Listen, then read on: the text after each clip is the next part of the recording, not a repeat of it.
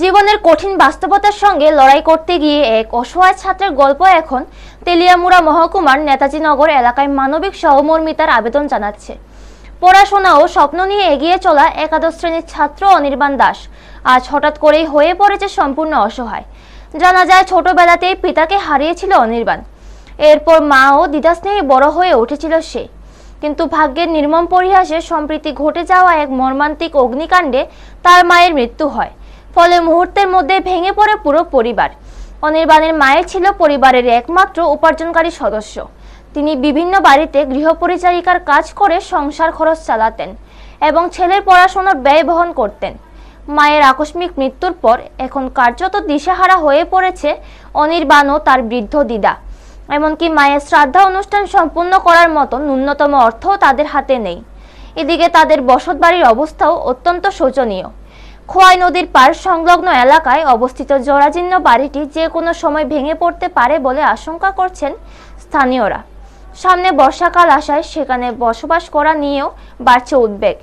এই কঠিন পরিস্থিতিতে স্থানীয় প্রশাসন, জনপ্রতিনিধি ও সমাজের বিত্তবান মানুষের আর্থিক সাহায্য পেলে এই অসহায় পরিবারটি কিছুটা স্বস্তি পেতে পারে বলে আশা করছেন এলাকাবাসী। ব্যুরো রিপোর্ট, নিউজ তৎকাল 24। আমার মা মারা গেছে, আর আমি আর আমার দিদা আছি এখন বাড়ি। আর সেদিন আমি পড়তেছিলাম, আমার পরীক্ষা ছিল, তো পড়তেছিলাম যখন ঘরের ভিতরে পড়তেছিলাম, মা গেছিল খাবার ভাত পারতো তুলে ভাত গেছিলো বলতে, এই যে ভাত তুলে এসে রান্না করে তো প্রচারটা বন্ধ আসছিল, আর আমি বড় করে পড়তেছিলাম। আর আয়া দেখি আমার ডাক দিচ্ছে, এরপরে আমি আয়া দিয়ে রান্না করে দরজাটা খুলে সারা আগুন লাগিয়ে গেছে।